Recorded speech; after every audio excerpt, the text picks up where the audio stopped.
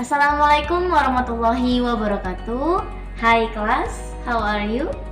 Welcome back to our channel SMA Namira Official Video with Miss Nila. Oke, kita masuk pelajaran kita pada pertemuan ke-8 untuk kelas 10. Langsung saja kita ke materi kita. Let's start. Oke, materi kita untuk bahasa Indonesia, kita masih membahas puisi, yaitu bagian kedua. Yang kita bahas yaitu pertama, ciri-ciri puisi. Ciri-ciri puisi pertama, menggunakan bahasa yang padat. Maksudnya apa? Bahasa yang padat berarti di dalam puisi menggunakan bahasa yang luas makna. Ya, jadi satu kata itu dalam puisi memiliki makna yang luas atau makna yang padat. Oke, untuk yang ciri-ciri kedua yaitu memperhatikan diksi dan bahasa kiasan. Ya, dalam puisi harus diperhatikan pemilihan katanya dan bahasa kiasannya. Untuk apa? Untuk memperdalam makna dalam puisi tersebut agar tersampaikan oleh pembacanya. Ya, kalau dia bahasa kiasannya untuk memperindah puisi tersebut. Yang ketiga, ciri-ciri yang ketiga itu ada imajinatif dan figuratif. Imajinatif maksudnya di dalam puisi terdapat kata-kata atau kalimat-kalimat yang berupa hayalan penulisnya atau pengarangnya, sehingga bisa saja tidak terjadi dalam dunia nyata. Ya, dan figuratif berarti dalam puisi memiliki kata-kata yang simbolis dan konotatif yang mempunyai makna tidak sebenarnya. Ciri-ciri yang keempat, tidak terikat jumlah baris, rima, dan irama. Berarti ini termasuk jenis puisi, ciri-ciri puisi modern. Ya, kenapa? Karena kalau jenis puisi lama, ciri-cirinya terikat oleh jumlah baris, rima, dan irama. Yang kelima, mempunyai persajakan akhir.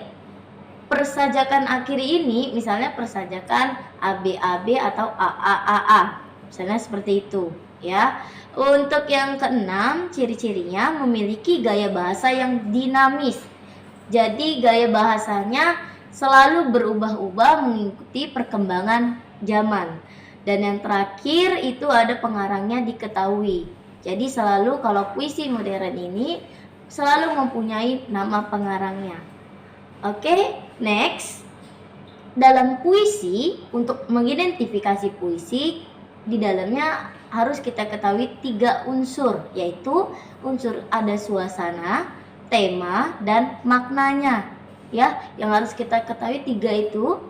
Suasana merupakan perasaan pembaca setelah membaca puisi. Sedangkan tema merupakan inti makna yang disampaikan penulis melalui puisi. Tema puisi dapat ditemukan melalui kata-kata kunci dari puisi. Misalnya di dalam puisi itu banyak kata-kata yang mengungkapkan kesedihan.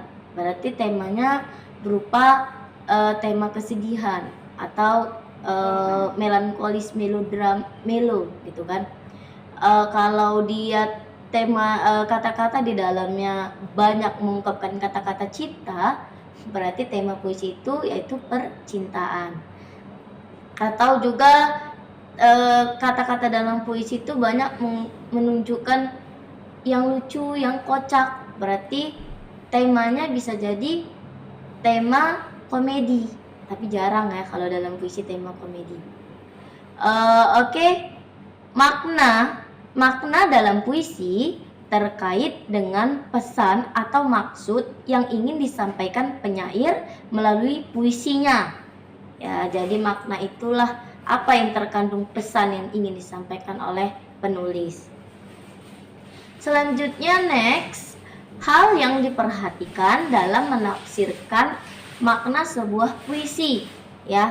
Penafsiran makna tidak dapat dilakukan satu persatu kata atau kalimat, tetapi dilakukan setiap baris-baris atau bait dalam puisi. Jadi dalam puisi itu terdiri atas beberapa bait. Satu bait terdiri atas beberapa baris.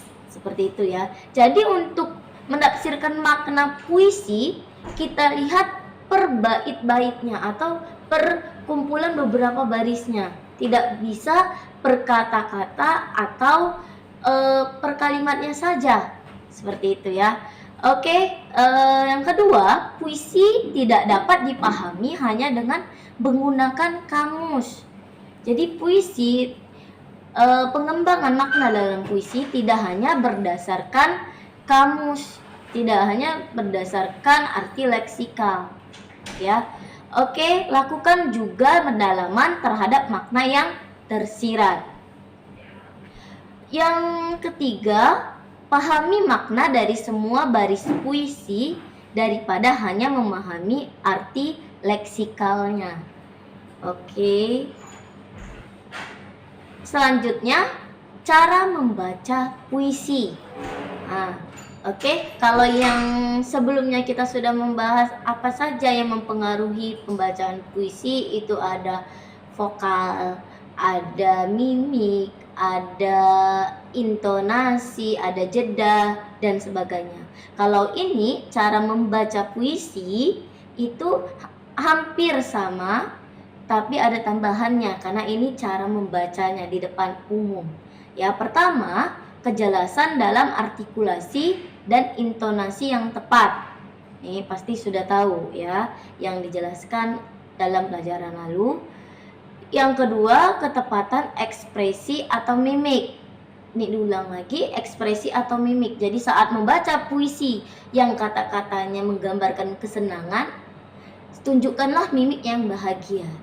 Jika menunjukkan kata-kata yang marah, tunjukkanlah emosi, mimik yang emosi. Dan jika menunjukkan kata-kata puisi tersebut sedih, tunjukkanlah mimik wajah yang sedih. Jangan kebalikannya. Oke, selanjutnya menggunakan gerakan tubuh yang tepat. Ya, gerakan tubuhnya. Jika puisi itu menggambarkan kesedihan, buatlah gerakan tubuh yang tidak bersemangat. Ya, gerakan tubuh yang lemah, lembut. Oke, kalau yang menunjukkan puisi yang penuh semangat, juang, atau puisi-puisi kemerdekaan, tunjukkanlah gerakan tubuh yang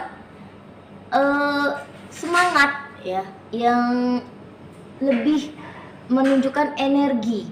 Oke, yang keempat, menguasai arena panggung. Jadi kalau dalam membaca puisi di suatu panggung, kuasai arena panggung. Jangan hanya monoton di satu tempat. Ya. Jadi kuasai itu anggap semua dari sudut kiri ke sudut kanan, kalian kuasai panggungnya. Oke, selanjutnya kelancaran dan kecepatan dalam membacanya. Jadi sebelum membaca puisi, kalian baca, kalian pahami, bahkan kalau bisa sedikit dihafal.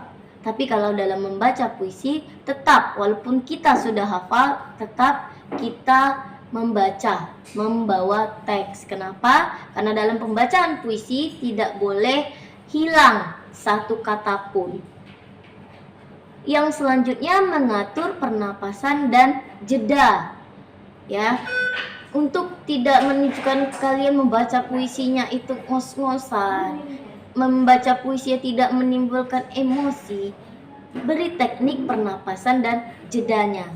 Dan yang terakhir, memahami makna puisi tersebut. Sebelum kalian membaca puisi tersebut, pahami dulu apa makna di dalam puisinya. Jadi kalian bisa menggambarkan dalam penampilan kalian, menyampaikan dari gerak-gerak kalian makna dalam puisi tersebut. Oke, Itu saja. Terima kasih. Kerjakan tugas kalian dengan tepat waktu. Akhir kata, Miss ucapkan wassalamualaikum warahmatullahi wabarakatuh.